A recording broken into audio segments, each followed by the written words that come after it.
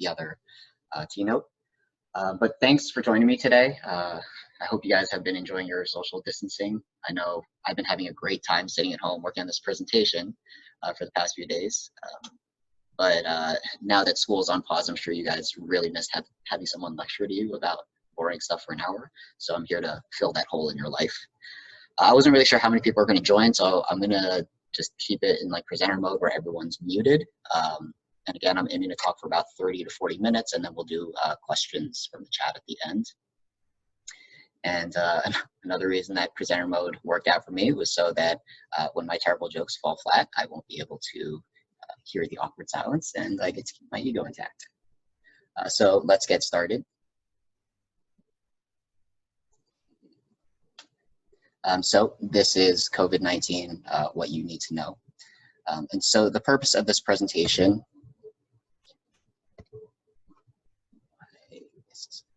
the purpose of the presentation is because there's a lot of misinformation out there. Some of the misinformation comes from ignorance or malicious intent, but a lot of it actually comes from reputable sources with good intentions. And so I want to make sure that the information that you get is evidence-based. And I think this is really important because you guys are leaders in the community, not just this community, but other communities as well.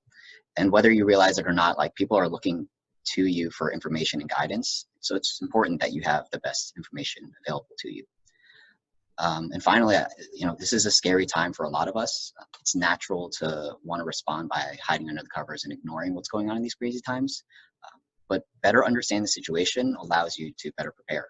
So hopefully I can help relieve some of that anxiety. One important thing that I do want to mention is that, yes, I am a medical doctor, but by no means am I an expert in infectious disease or epidemiology. Information in this presentation was reviewed by other MDs and PhDs and is up to date as far as we know, but by no means should you take anything in here to be an absolute fact, and definitely should not take anything here as medical advice. There's going to be a lot of information in this presentation, and it might get a bit dense at times. But if you walk away with anything, my hope is that you'll understand these key takeaways. First is that COVID-19 is a flu-like virus, but it is worse than the flu in many ways. It has higher infectivity, higher mortality, and there are currently no vaccines or treatments. And so comparing it to the flu is dangerous.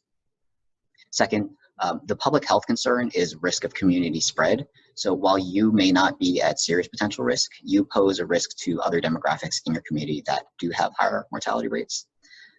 Third is that there is no cure and there is no vaccine.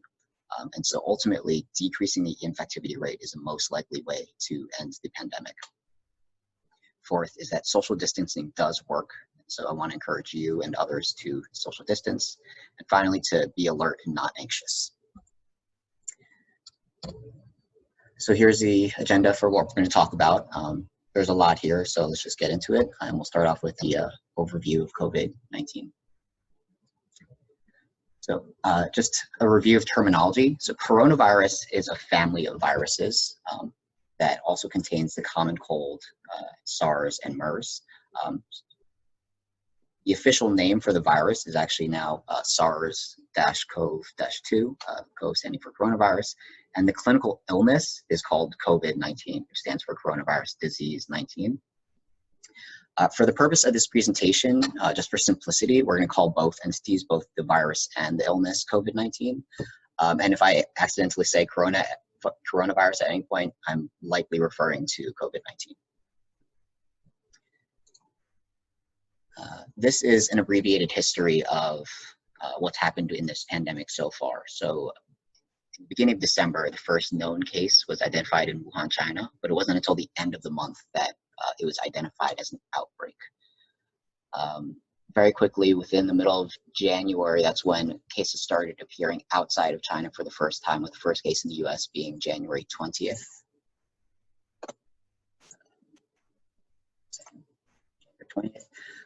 And the WHO declared a public health emergency of international concern at the end of January. Now, China's numbers have been getting better. In the 18th of February, their infection rate started dropping. And as of 2 days ago, they reported 0 new cases. But since then, the WHO has declared this a pandemic. And rates of infection have been increasing throughout the world. Here's just a little graphic showing how quickly it has spread across the world in the past 2 months.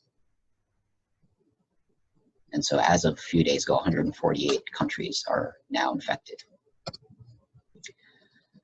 This graph is showing the prevalence of coronavirus or COVID-19 cases throughout the world. All of these bars down here represent different regions of China. So you need to add them all up to really get the total number of cases in China. But what we see is that when you compare it to similar sized countries like South Korea, Italy, and Iran, they're growing very rapidly. We do know that China actually did a fairly good job of controlling the virus and preventing widespread outbreak. And here is the same graph, just with China removed, so you can take a better look at some of the other countries. And the US is light blue, which is right here.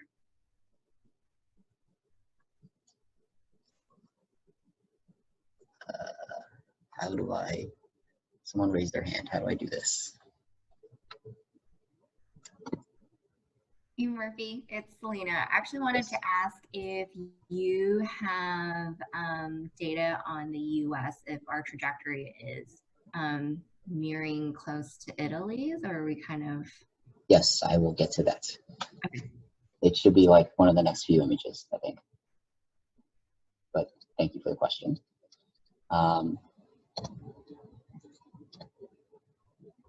Okay, so here, this is a similar graph. However, this is normalized to days since 100 confirmed cases. The reason this is important is because when you have a virus or like an infection like this that spreads throughout the population, the spread in the beginning can be pretty erratic. So the time difference between the first case to the 5th case might vary greatly between countries. Once you've gotten about 100 countries, it is a little bit more comparable. And so what we see here is most countries are tracking fairly similar to mainland China in terms of the rate of growth. And so the US is here. It is doing slightly better than Italy, but we are a bit behind in kind of the progression of the pandemic as well. So it'll be interesting to see how things progress from here.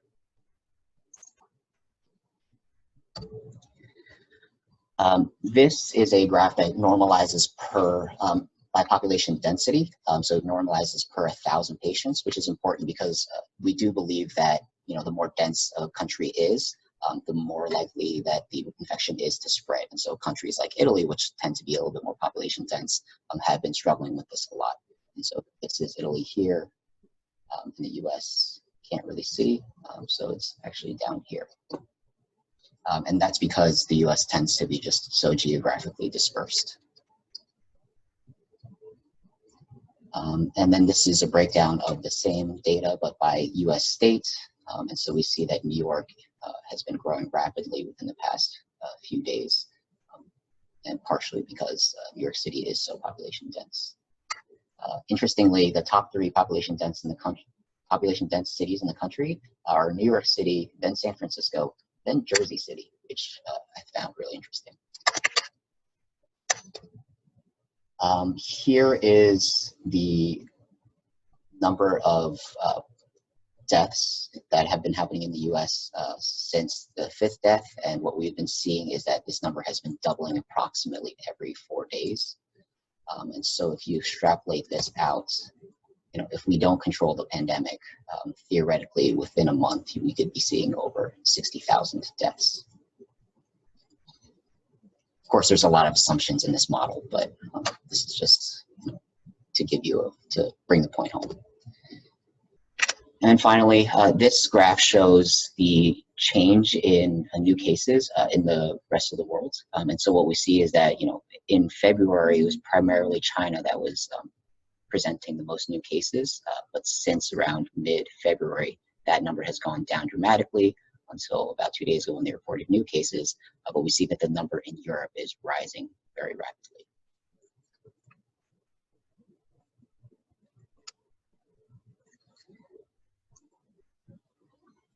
Okay, so let's talk a little bit about transmission. The reason I want to talk about transmission, and it gets its own section, is because, as I mentioned before, the best way to end the pandemic is by reducing the infectivity rate. And so to do that, you need to understand how the virus is spread. So for COVID-19, there are 4 potential types of transmission: large droplet, fomite to face, also known as contact, airborne, and asymptomatic transmission. So large droplet transmission is transmission which is spread through coughing, which releases large water droplets into the air that contain the virus. Now, to be considered direct large droplet transmission, it actually needs to land on a mucous membrane, mouth, nose, eyes, but there is also indirect, which we'll talk about in a bit. Now, this is believed to be the primary means of spread of the infection. And so when we take a look at the risk of getting infected through this means, the medical experts generally agree that the risk is limited to about 2 meters or 6 feet, which is typical to respiratory viruses like the flu. We don't have specific data for COVID-19 in terms of how far it can spread, but it is fairly agreed upon that within 2 meters is a potential danger zone. Now, large droplet transmission can be prevented with a standard surgical mask, which is pictured here. Because if someone coughs in your face, it can stop water droplets from getting into your mouth or nose. However, unless you are a healthcare worker, the likelihood of someone coughing into your face tends to be pretty low, especially when you're practicing social distancing. So in fact, the CDC and WHO both recommend that if you are not a healthcare worker, that you should not wear a mask, especially because improper handling of the mask can actually increase your risk of infection. And we'll talk about what proper mask hygiene is a bit later. So there are some governments and agencies that do recommend wearing masks, and there are situations where it definitely is warranted. So the overall takeaway is this, that surgical masks can help, but are not necessary and are not recommended by the WHO or CDC. And just as a side note, there is some evidence that the large water droplets that we talked about before can stay in the air for up to 3 hours if it's under ideal circumstances, which tends to be much drier air and circulated air. And so it is possible to get it, if someone coughed in a room and you walk in later. Next is contact transmission, also known as fomite to face. So I mentioned before that this is the type of indirect large droplet transmission. So this is when basically someone coughs onto a surface, and then you touch the surface with your hand, and then you touch your mouth or nose or eyes with your hand. It is believed that COVID-19 can survive on certain surfaces for up to around 3 days. This was actually previously believed to be one of the primary means of spread, particularly because there is misinformation about how long the virus could survive on surfaces. A couple weeks ago, it was believed that the virus could stay on surfaces for up to a week or longer, but newer research has suggested that even in the most ideal circumstances, it only lasts for about 3 days. On average, it lasts for just a few hours. Surfaces can be cleaned with solutions either containing 70% ethanol or 0.5% bleach, and hands can be washed with 60% ethanol or, of course, hand washing. And the most important thing here is to really avoid touching your face. And interesting, this is actually where surgical masks can have a significant benefit as well. One of the kind of unanticipated benefits of wearing a surgical mask is that you're not touching your nose or mouth because it's covered.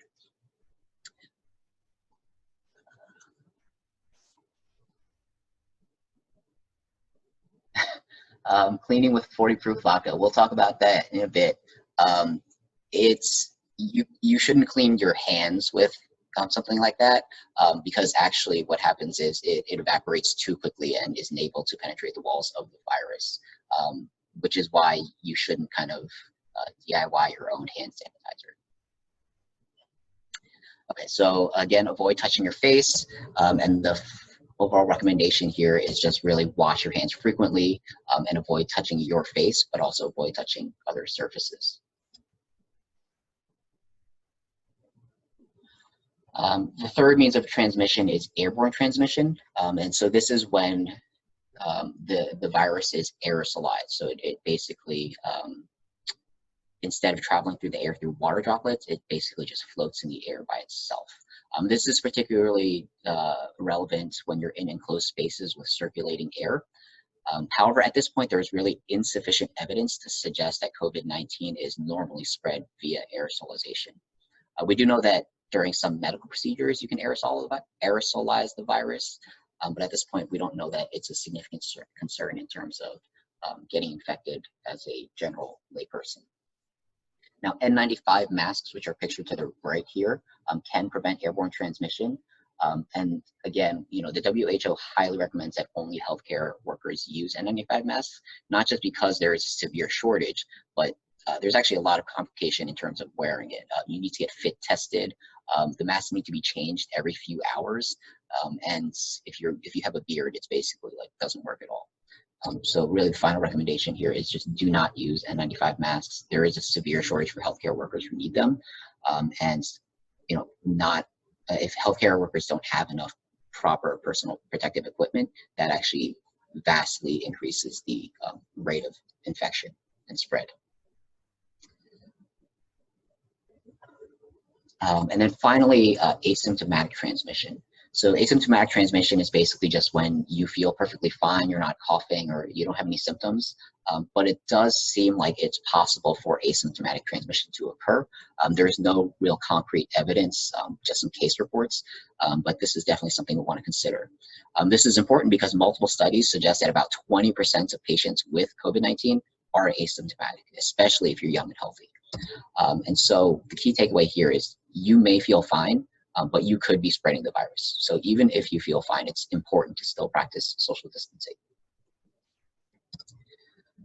Okay, so let's talk a little bit about the disease course so you kind of understand what potentially happens if you get infected or someone that you love gets infected. So signs and symptoms, this is primarily a lower respiratory tract infection. What that means is you're more likely to see symptoms like cough and shortness of breath, and less likely to see sneezing, runny nose, and sore throat. This image to the left kind of compares COVID-19 to the cold and to the flu. Really important, if you or someone you know is experiencing shortness of breath, regardless of what you have, that's generally not a good sign and you should probably see a doctor. But especially if you're seeing other symptoms that feel like a respiratory infection, you have cough, you might have fever, things like that, it is a fairly good sign that you may have something concerning. Getting tested. So unfortunately, there are no perfect tests to diagnose COVID-19. Question, is it possible to have COVID without respiratory symptoms? Yes. So one, you can definitely have COVID without symptoms. As I mentioned before, about 20% of patients seem to just present asymptomatically.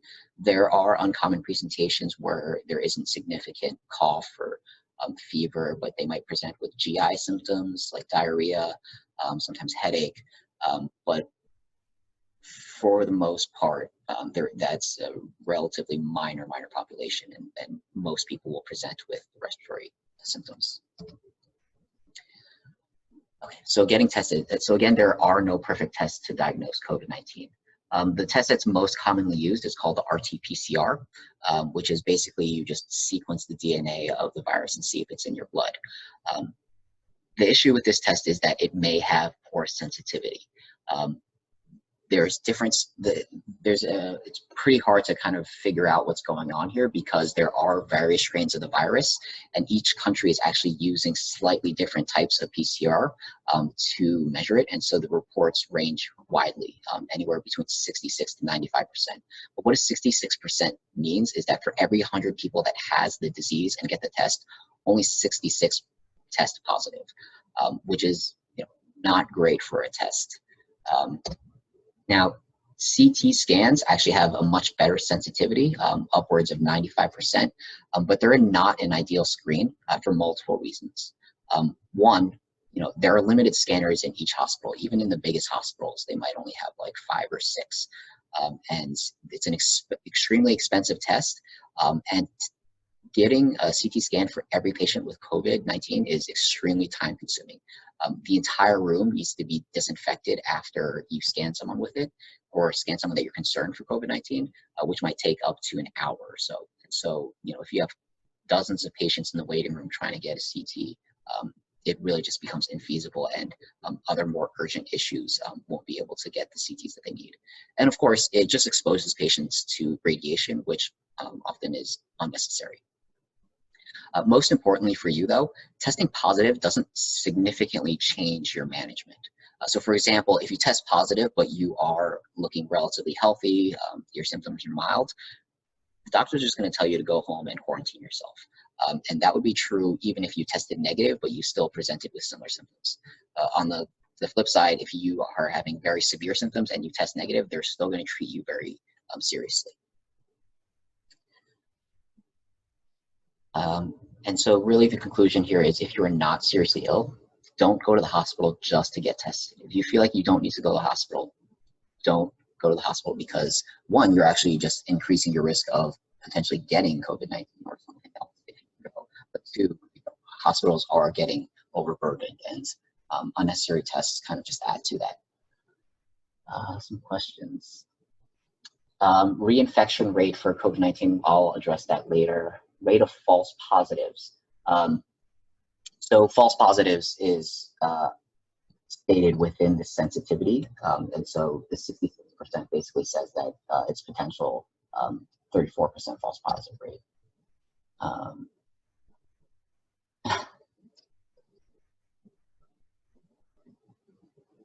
Certain blood types being more or less affected by COVID-19. I didn't get to read into the actual papers that talked about that. I know there was a paper that recently came out saying something like type A is less susceptible. I don't know how reliable that evidence is, and I'm not comfortable to answer that question given my knowledge about that right now. Okay, so the disease course.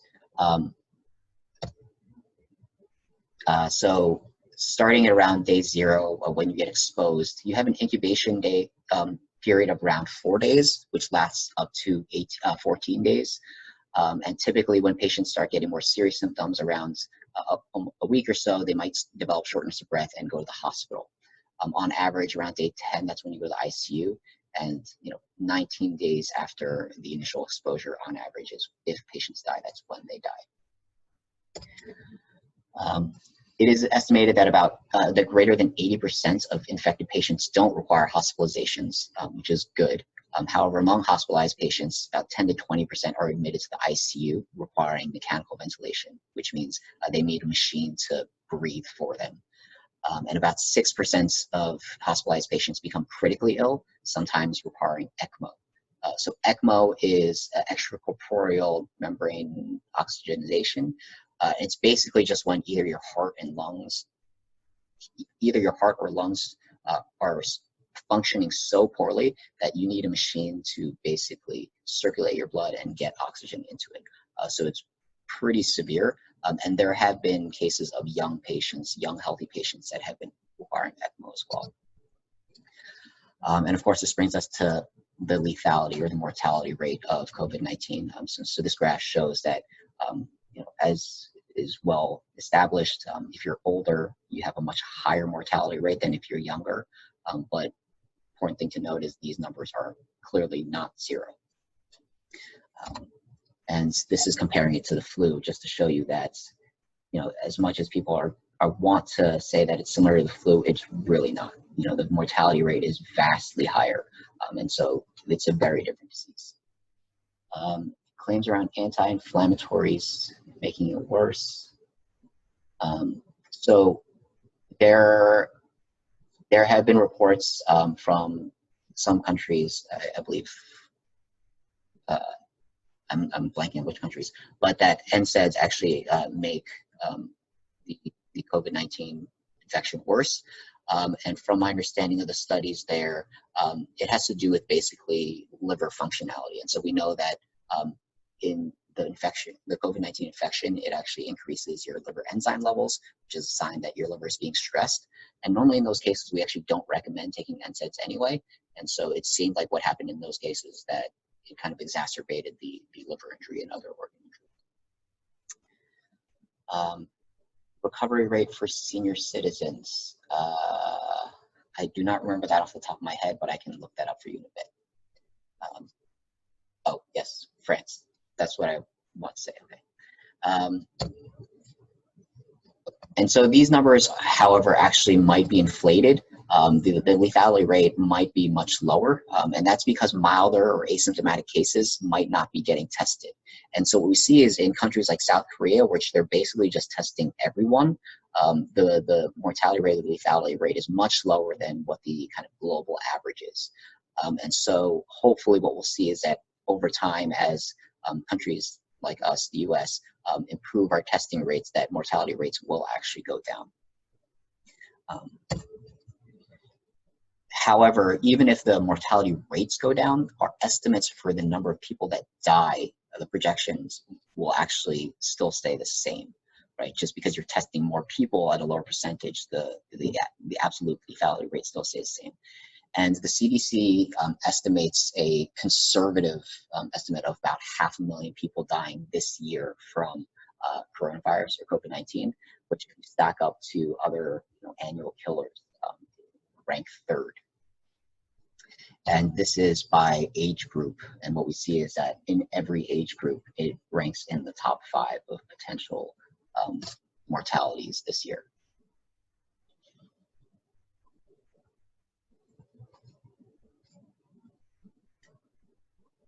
Yes, that is a very good point, George. Recovery rate is just 1 minus death rate. Yes, and then another important point is that deaths due to the pandemic won't just be limited to COVID-19, right? And that's because with many hospitals beyond their capacity, people with other serious illnesses coming in for heart attacks, strokes, other things, won't be able to get hospital beds because they're all full. And so currently the CDC estimates that about anywhere between 2.4 and 21 million people in the US may get infected over the course of the epidemic, which vastly outnumbers the nation's less than 1 million staffed hospital beds. And so really this actually becomes a huge concern. While we estimate, maybe a conservative 500,000 deaths from COVID-19, there will be a spike in other causes of mortality as well because of this. And if you are lucky enough to survive, it doesn't necessarily mean that you're out of the woods. So it's unclear whether patients that have recovered are now completely immune. There were some cases reported in China where patients were reinfected. However, it is highly possible that these patients were actually just simply incompletely recovered and then they had false negatives when they tested. From my reading, there were only a handful of case reports so far. They all seem to be in older patients, and it's really unclear that these were actual true reinfections versus just incompletely resolved infections.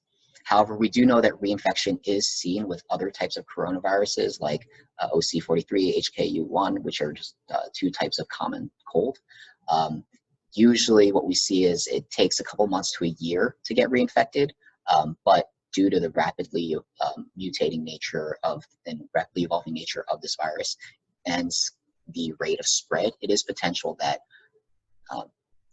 true that it could we could have a faster reinfection rate than we see in the common cold.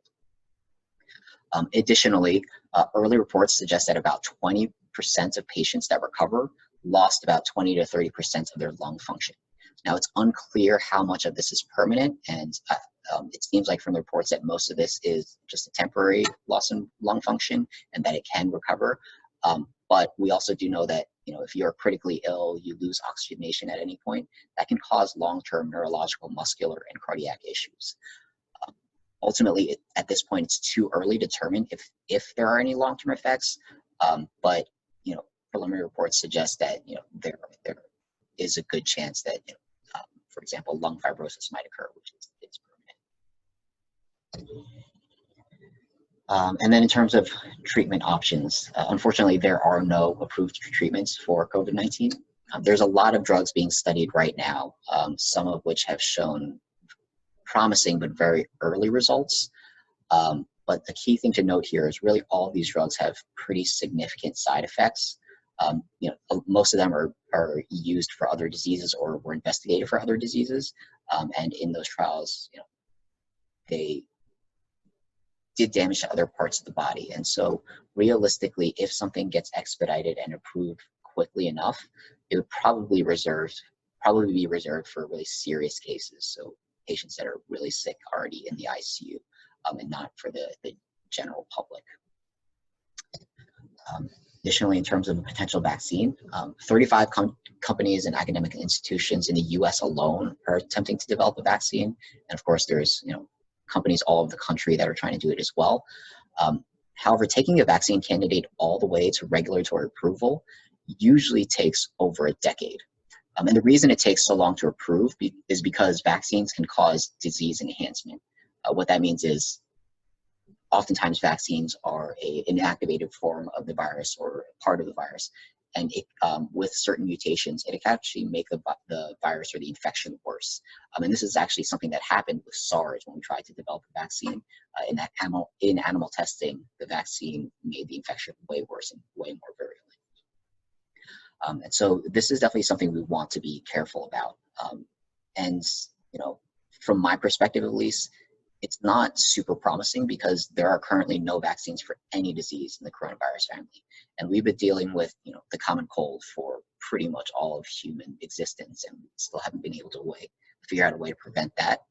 And part of that is because coronavirus as a family mutates so quickly. And so right now we know that there are two major different strains of the coronavirus, but that's changing as time goes on. And then similar to what I said about drugs being approved, if vaccines are able to be approved quickly, concerns about safety mean that it might only be given to the elderly and chronically ill, people that have much higher mortality rates if they get coronavirus.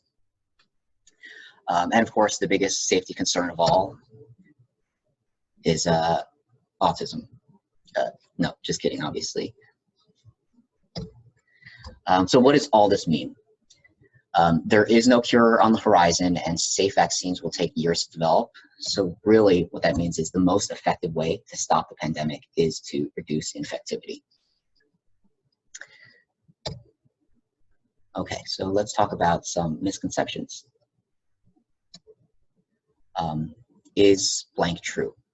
So these two articles or posts were very popular things that were spread around. So I want to reiterate that there's a lot of misinformation out there. And sometimes it is malicious. So for example, in this first case, there was this viral post that claimed to be from Stanford Medicine that contained dozens of false facts and tips.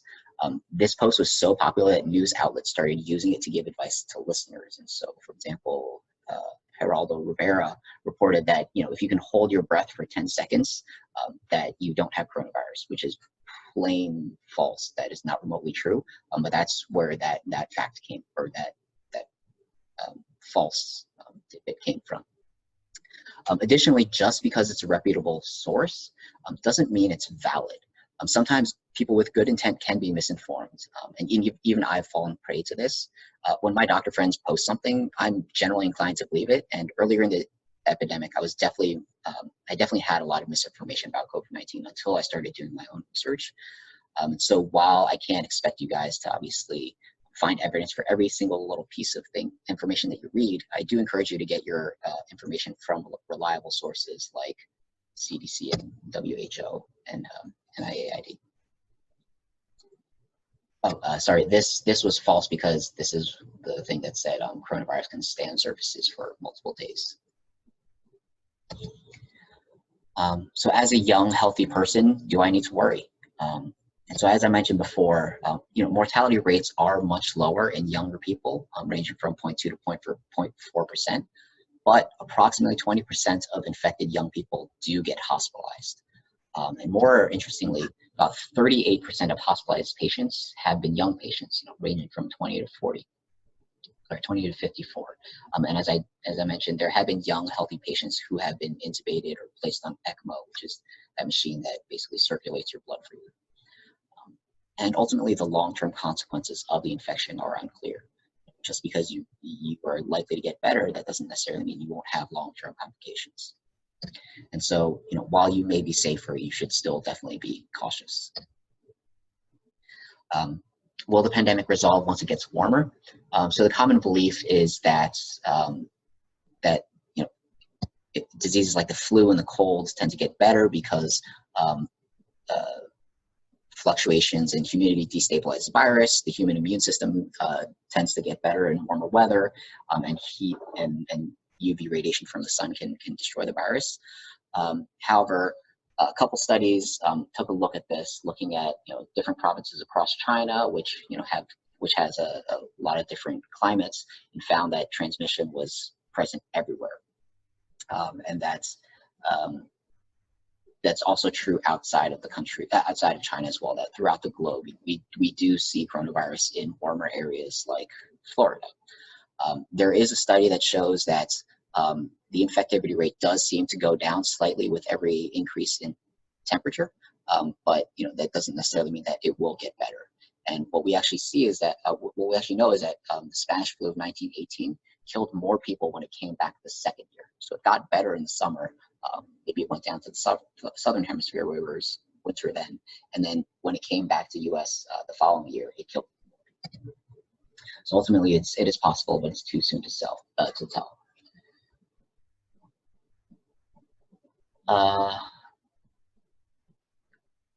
In terms of the Washington Post model for infection rate reduction, I'll have to take a look at that article before I can give you an answer. UV rays impacting how long the virus can live on surfaces. So we know that for other viruses, UV rays do decrease the amount of time that the virus can survive on the surface. We don't have conclusive evidence for coronavirus yet. We know that UVC does kill it, and it's used commonly as a disinfectant in clinical and other settings, but UVC doesn't really penetrate to the atmosphere. UVA and UVB do, and so we don't really have information for that.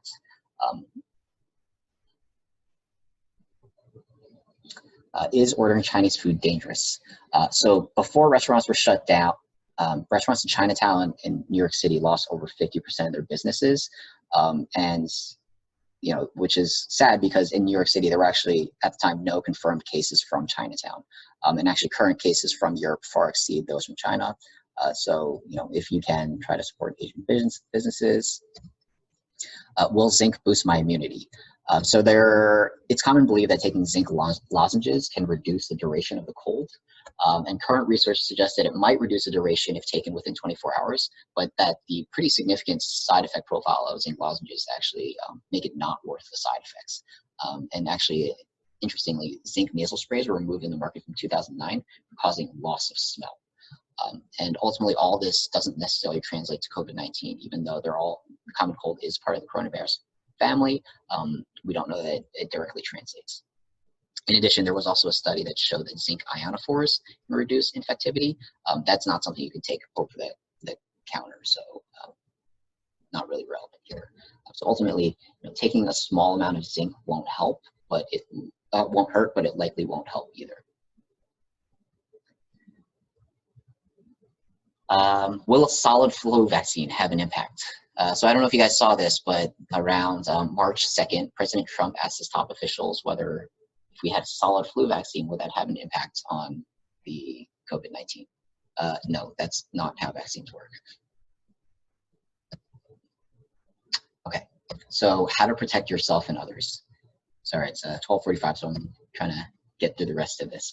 I'm sure you know all this, but I really want to reiterate. So to protect yourself, avoid large crowds, practice social distancing, avoid commonly touched surfaces, avoid person-to-person contact, which includes handshakes, hugs, kisses.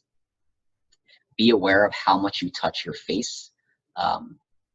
We tend to touch our face much more than in a day than you realize. Carry hand sanitizer, and of course, wash your hands frequently. So let's talk about hand washing. So the CDC and WHO recommend that you wash your hands with soap and water for at least 20 seconds. If soap and water are not readily available, use a hand sanitizer that contains at least 60% alcohol. This image on the left shows the most commonly missed areas when washing your hands. And so really what you see is a lot of areas in creases, so creases in your palm and between your fingers. You see the cuticles, it's commonly missed, and your entire thumb is missed pretty often as well. And here's evidence that hand washing works. So in this image, what we see is it's a solution called Glow Germ, which is supposed to mimic how viruses and bacteria kind of stick to your skin. And we see is that before washing, and if you just do water a water wash and shake it off, that really there's no significant difference. If you wash for 6 seconds, which is how long most people wash their hands, it is definitely much better, but you see pretty significant areas of contamination still. Sorry, that's without soap. With soap, it is better, but you definitely see within the cuticles, and if creases between fingers is still pretty significant. 15 seconds is much better, and 30 seconds is ideal. We really don't see much significant contamination at all. And so, because I know that, for me at least, 20 seconds is actually a lot longer than I naturally think it is, and washing your hands for that long sometimes feels weird. I want everyone to practice washing our hands with me, and I'm going to show you what to do. I think you guys can see me, right? Yeah, so the recommendations for counting for 20 seconds include singing happy birthday twice. So I think today's Melody's birthday, so let's all sing happy birthday to Melody, and then I'll show you what I'm doing with my hands, all right? So, happy birthday to you. Happy birthday to you. Happy birthday, dear Melody. Happy birthday to you. Happy birthday to you. Happy birthday to you. Happy birthday, dear Melody. Happy birthday to you. All right, thanks guys. Yeah, there's tons of other songs if you don't want to look ridiculous and sing happy birthday to yourself in the bathroom every day. And you could also just count in your head. But the important things to remember that what I was doing, make sure you wash between your fingers, make sure you clean your thumbs, get your cuticles, and also wash down to your wrists.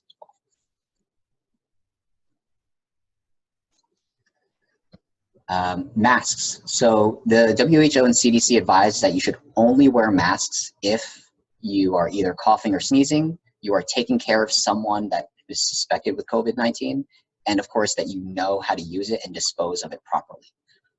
And so let's talk about the different types of masks. First, there is the surgical mask, the standard surgical mask, which, if you fall into one of the categories before, you're sick, you're taking care of someone that's sick, or you're in just a high-risk situation, it's recommended for the general population. There is the N95 mask, which is recommended for healthcare professionals only. And then there's Bane mask, which is recommended if you're born in the dark, molded by it. So, I mentioned before that masks are only effective if you practice proper mask hygiene. And if you don't, that you can actually increase your risk of getting infection. So if you are going to wear a mask, I want to make sure that you know how to. So before putting a mask on, you have to wash your hands with soap and water or rub with alcohol for 20 seconds. You want to cover your mouth and nose with the mask and make sure that there's no gaps between the mask and their face. And so the top of the mask should have this metal strip that kind of presses down. So you want to make sure that there's no air gaps. The colored side always goes on the outside. There's this meme going around that's saying, if you're sick, that the colored side goes on the inside to protect other people. That's not true. Colored side always goes on the outside. Avoid touching the mask while using it, and wash your hands as soon as you do, because the mask, it's designed to basically filter out viruses, but that means the virus is stuck on the surface of the mask. So if you touch it, you're exposing yourself. Replace the mask as soon as it becomes damp, whether that's from the outside, water from the outside, or water from your breath kind of dampening it. Remove it from behind. So kind of reach underneath it and take it off. Don't touch the front of the mask again, and wash your hands after removing it. And of course, with any masks, if you have facial hair, studies have shown that facial hair under the surface actually causes 20 to 1,000 times more leakage compared to a clean-shaven individual. So if you're going to wear a mask, you should consider either shaving your beard or trimming down to one of these more approved facial hair patterns. Social distancing. So what is social distancing? So the science behind it is that infections have an infectivity coefficient called R0 or R0. This represents the average number of people that someone will infect. And this depends on numerous factors like the biology of the virus, population density, social interactions. But the R0 for COVID-19 is currently 2 to 3, estimating around 2.67. And if we can get an R0 below 1, that means the pandemic will resolve on its own.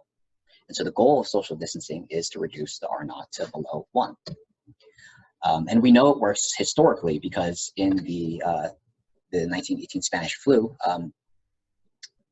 which was responsible for 675,000 deaths, the Surgeon General recommended or urged local authorities to close public gatherings. St. Louis, which was able to implement policies really rapidly, the death rate still rose, but it stayed relatively flat, which is when you compare it to Philadelphia, which wasn't able to implement these policies quickly enough, and they saw massively more deaths. In addition, in China, we've actually shown that it works as well. So the yellow bars represent the number of confirmed cases, and the blue bars or the gray bars represent extrapolated when these people were actually infected. And so what we see is that China started the lockdown around January 23rd, and even though the number of cases, diagnosed cases, still rapidly rose, the projections showed that the actual number of new cases, new infections, started decreasing almost immediately. And so that's what we're seeing here as well. With cities implementing lockdowns or states implementing lockdowns now, the number of cases will still grow, especially because we're testing more now that we have more tests. But that actually might mean that we are at this inflection point in which the number of infections is actually, new infections is actually going down.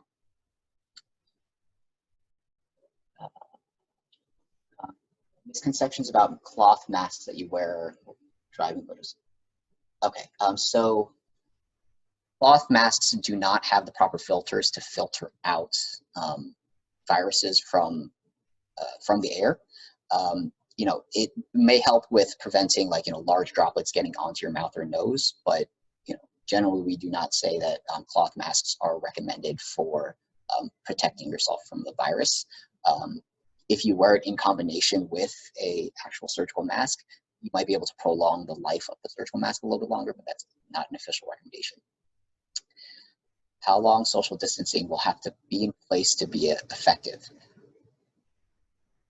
I cannot answer that for you. That is, I don't think that there is a clear answer, and really it will kind of depend on a country by country basis because there's just so many variables involved in terms of population density and kind of culture and things like that. Best practices for outdoor activities, hiking, running, playing sports. So what is social distancing? Of course, we want you to stay at home as much as possible and avoid congregating in mass gatherings. But you can still enjoy the outdoors, right? So when you go outside, just avoid touching surfaces in public, which really include rental gear, right? So people, probably want to avoid things like skiing or stuff like that where we're using a gear that's been used by someone else. And anything that you do, you want to maintain distance, so about 2 meters or 6 feet, which means also avoiding handshakes or hugs, and don't visit the elderly or sick unless it's necessary. And so outdoor activities with others, if you're going walking, hiking, things like that, should be fine. And actually, the likelihood of getting COVID-19 from the air outdoors is actually lower because you have less circulated air. The sun does play an effect in terms of killing other viruses. We're still not 100% sure about COVID-19. And also humidity in the air actually can help the virus fall to the ground. But again, don't, avoid touching things and still try to maintain your social distance as much as possible. So in terms of sports, for example, like tennis is a better sport if you're using your own racket compared to basketball where you might be running against people all the time. How to protect others. So this obviously is the same list that I said for how to protect yourself, and it all applies, right? Protecting yourself is protecting others. But there's, I have more recommendations as well. So if you have to leave your home for work, groceries, etc., consider preparing a separate set of clothes for work and changing before you get into your car or house, especially if you have, children or elderly or immunocompromised people at home. This can really do a lot to kind of reduce the infection rate in your house, and of course limit anything that bringing anything home that you also brought outside. If you're sick, stay at home, especially if you're not, critically ill. If you're going to go to your doctor, call ahead so that they can prepare for you, and maybe give you instructions in terms of like if there's specific entrances that they want you to go in. If you do start feeling seriously ill, feeling shortness of breath, go to the emergency room immediately. But if you're having another medical issue that's not COVID-19, so for example, if one of your parents has heart failure or diabetes and they're having exacerbation, consider going to a smaller hospital where they might not have as many COVID-19 cases and where they might not be overloaded as much. Encourage others to social distance. This is really important. As I mentioned, you guys are leaders in the community and you do play a role in influencing others as much as whether or not you realize it. And so a couple ways to do that, like post stories about your social distancing. I know it's really not cool to just like post the Instagram story or Snapchat about like sitting at home. But, especially if you're kind of doing something outdoors that is not recommended, try not to post about it because kind of people start developing this idea that, oh, everyone else is doing it, it's okay. So, I don't know if you guys have been following me, I've been posting a ton about just like sitting at home and social distancing. So try to do that as much as possible. And any recommendations that you make, try not to make them political. There is a lot of misinformation and you might kind of be tempted to relate it to certain political factions or certain politicians. But really what we want to do is we want everyone to kind of be on the same page. And so present things as facts and try to kind of make it as bipartisan as possible. Inform those that may not be well connected. So especially the elderly, if they aren't on the internet as much and they really are having a hard time keeping up to date, talk to them and try to really keep them informed as well. And as much as you can, help those in need in your community, children. Or, I've seen a lot of great things from the M.B.A community so far, and just want to keep that going. And so finally, recommendations are really just to stay alert, not anxious, practice social distancing, encourage social distancing from others, spread evidence-based information, and do what you can to help those in need. And of course, wash your hands. So I will answer some more questions from the chat, but I also have some questions that were sent to me in the Google form. So here are they. Are we all going to die? I mean, yes. Heat death of the universe will eventually lead us all infinitely cold and alone and dead, but COVID-19 probably won't kill us all. Why are some countries doing better than others? So there's no clear answer to that, but there are some factors that we are aware of. So for example, faster intervention by the government, we are pretty confident plays a huge role in reducing the spread of the infection. But also part of that is cultural adherence to mandates. We know that there are some cultures who typically, follow their government's recommendations more closely than other cultures might. Some countries were just better prepared for pandemics. So for example, in the US, we lost the department that prepared us for this. And so part of the reason we were not as prepared as we could have been. Lower population density helps, of course, as well. So the US has benefits in that regard, in that we tend to be more spread out, whereas countries like Italy, which are more tightly packed, kind of promote the spread of infection, but also lower average household size will help with that. Cultures that emphasize less touch. So of course, there are some cultures where handshakes or kissing on the cheek is prevalent. That tends to increase spread more. And there is some early evidence suggesting that warmer weather and wetter weather does help with that. But there are also countries like Japan which don't seem to follow this pattern at all. They really haven't done significant interventions. They have higher population densities, and etc. Experts aren't really clear as to why they've been doing better.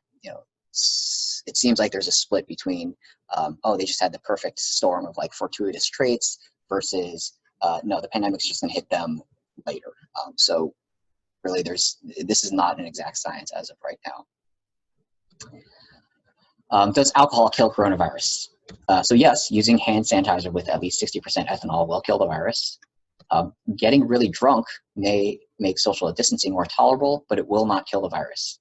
And you think this is a joke, but unfortunately it's not. I don't know how it got this bad, because I remember seeing reports of this like a couple weeks ago and it was only a dozen people, but apparently it's still happening. Is meat consumption dangerous? So while it's believed that COVID-19 did originate from an animal source, there is no evidence that meat consumption can be spread from the virus. What we think happened is that it started off in bats and then it spread to, got transferred to pangolins, and then that's how it got to humans. But it wasn't from the consumption of that meat, it was just the handling of the live animals. So the CDC and WHO recommendations are that when you're handling live animals or raw animal products, just take care, make sure you practice good hygiene, wash your hands frequently, and don't touch your face after using them. Live animals generally does not include your pets. You can, do whatever you want with your pets. Was COVID-19 developed in a lab? So there's no evidence that it was released as a bioweapon. Evidence in terms of whether it was developed or studied in the lab is more mixed, and I will not discuss that because I don't want to promote kind of conspiracy theories, but no evidence that it was released as a bioweapon. How can I boost my immunity? So there are a lot of supplements out there that kind of are reported to improve your immunity for colds and things like that, vitamin C, vitamin D, zinc, stuff like that. But really none of that has been shown to kind of conclusively reduce, infections for the cold or COVID-19, unless you are actually deficient in that vitamin. So really the only recommendations are just to stay healthy. So eat nutritious meals, exercise, get enough sleep, manage your stress, and if you drink alcohol, drink in moderation. Oh, I already answered. Okay, that's it. Last questions. Yes, I will share the slides. I will I need to kind of edit them to make them more readable to a normal person basis. And I will share the recording, assuming that it worked. I have no idea how this thing is going to get recorded. Any other questions? I know we're past time already. Sorry about that.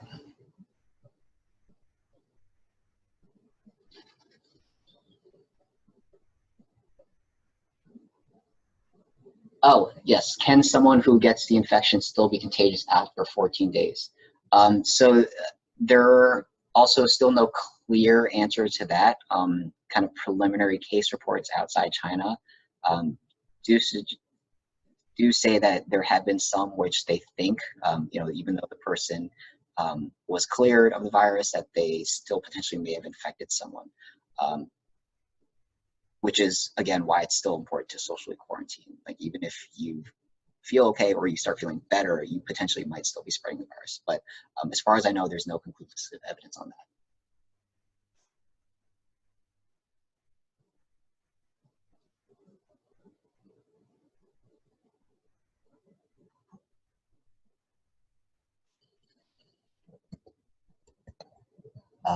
Yeah, I'll be around for next couple minutes if anyone else has questions. But yeah, thank you guys for attending, and hope you guys learned a lot. And I will send out PowerPoint and video as soon as I can.